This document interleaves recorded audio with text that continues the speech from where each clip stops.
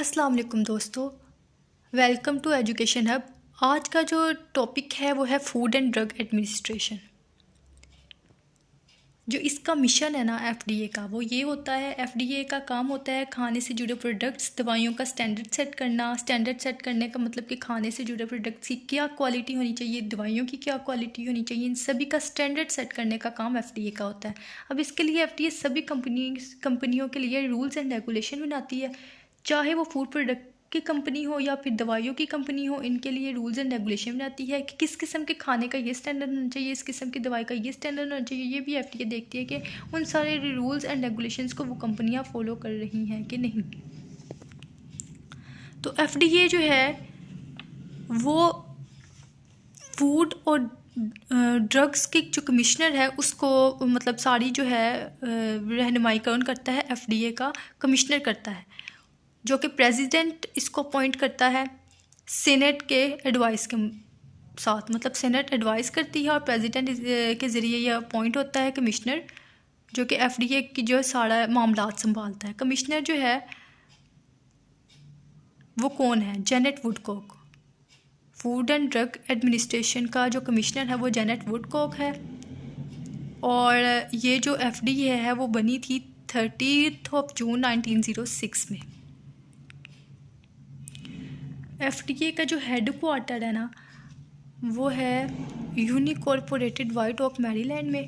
Agency के 223 field office हैं और 13 लेबॉर्ट्रीज़ हैं, जो कि यूनाइटेड स्टेट्स के 50 अलग अलग रियासतों में मौजूद है। इसके अलावा एफडीए बहुत सारी रिसर्च और डेवलपमेंटल एक्टिविटीज़ को भी अंजाम देती है ताकि इसके जो स्टैंडर्ड है उसको मेंटेन रखा जा सके, और जितनी भी किस्म की टेक्नोलॉजी चाहिए वो सारी टेक्नोलॉजी को डेवलप किया जा सके। और ये भी इसकी कोशिश होती है कि जब ये काम जो इसका मकसद है उसमें किसी भी किस्म का साइंटिफिक और टेक्निकल चैलेंज ना आए। एफडीए जो है डिफरेंट जगह पर रिसर्च करती है, जिनमें बायोलॉजिकल एरिया आ जाता है, medical devices, drugs, women's health, toxicology, food safety और अप्लाइड न्यूट्रिशन और वेटरनरी मेडिसिन, और इसके अलावा भी बहुत सारे एरियाज़ पे जो है ये रिसर्च करती है। Laws and regulation by FDA. जो फूड एंड ड्रग एक्ट है ना वो first national public health law था। इस एक्ट ने क्या किया था, इसकी कोशिश थी कि वो एक्यूरेट लेबलिंग को इंश्योर करे। ठीक है, मतलब जो नेम है फूड का या नेट क्वालिटी कंटेंट की कितनी है, न्यूट्रिशन लेबल कितने हैं, मतलब दवाई कहीं लिखी होती है या आप लोग अगर मेडिसिन लेने जाते हो तो वहाँ पे न्यूट्रिशन कंटेंट लिखा होता है ऊपर कि इसमें क्या क्या चीज़ है मौजूद।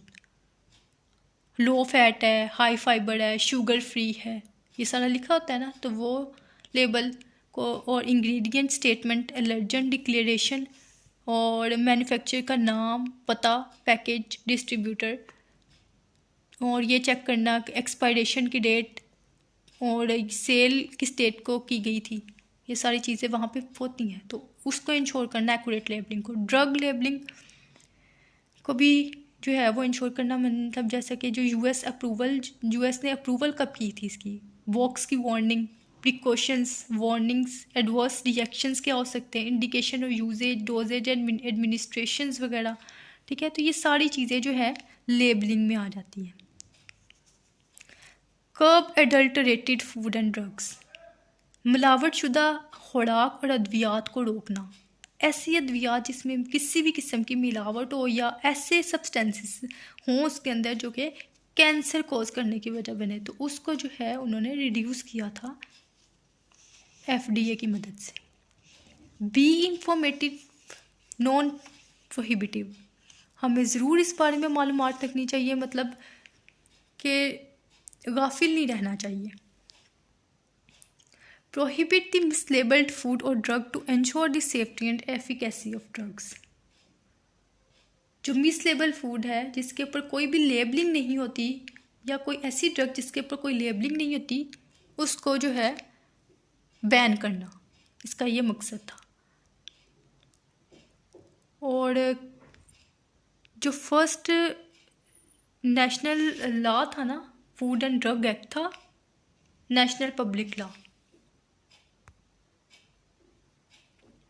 ठीक है। उसने क्या किया था, कैनाबिस प्रोहिबिशन जो है, कैनाबिस एक ड्रग है, उसको प्रोहिबिट कर दिया गया था, मार्केट में उसकी सेल बैन कर दी गई थी क्योंकि ये खतरनाक ड्रग थी। पहले ये सेल की जाती थी, तो बाद में जो है FDA ने इन्वेस्टिगेशन की तो पता लगा कि ये ख़तरनाक है, लोगों के लिए ख़तरे का बायस है। Original food and drug act जो है कांग्रेस ने पास किया था जून 30 को। प्रेसिडेंट थियोडर रोजवेल्ट ने इसे साइन किया था, ठीक है। तो इस एक्ट के मुताबिक कैनाबिस नहीं, नो मोर कैनाबिस, उन्होंने कहा था कि कैनाबिस मज़ीद इस्तेमाल नहीं होगी।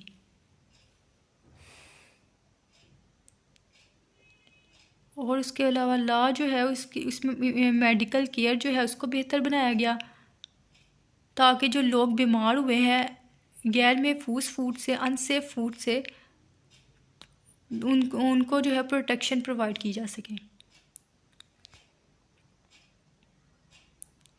Federal food drug and cosmetic act जो है 1938 में हुआ था पास, और इसको जो है मार्केट में सेल किया जाता था।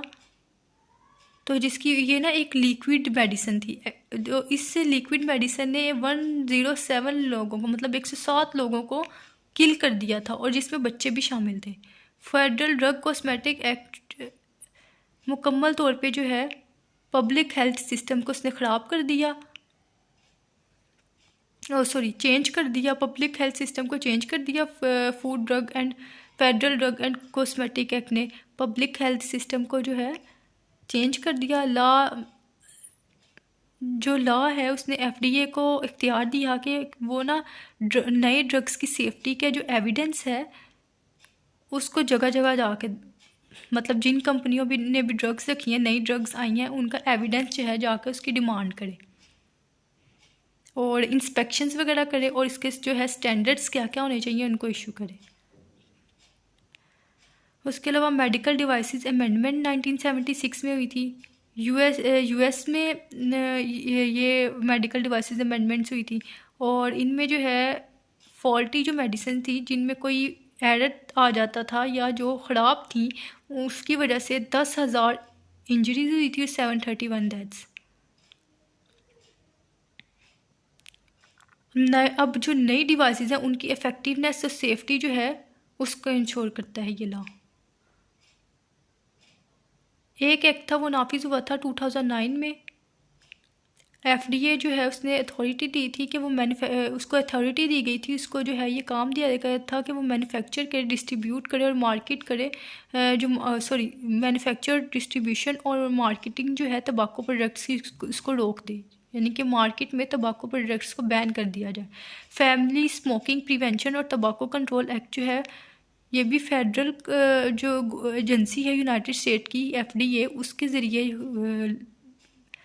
एनफोर्स हुआ था, और इसको प्रेसिडेंट बराक ओबामा ने 22 जून 2009 में साइन इन किया था।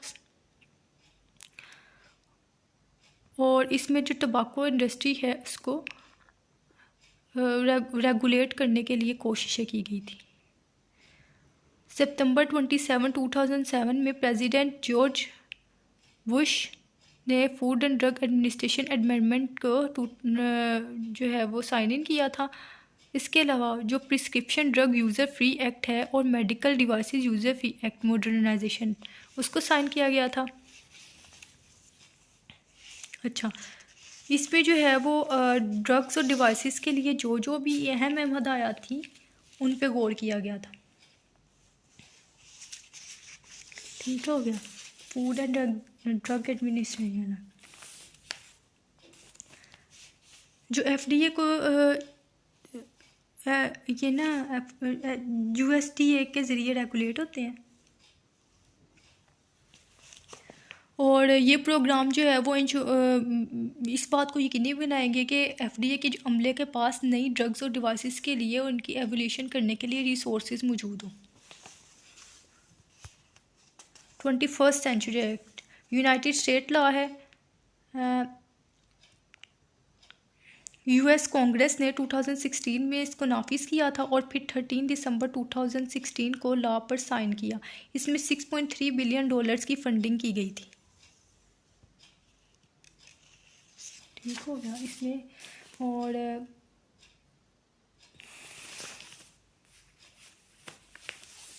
21st सेंचुरी एक्ट जो है वो इसका जो है ये इसमें मदद की गई थी कि जो मेडिकल प्रोडक्ट हैं उनको एक्सेलरेट किया जाए, मतलब मज़ीद उसमें इम्प्रूवमेंट की जाए, नई इनोवेशंस को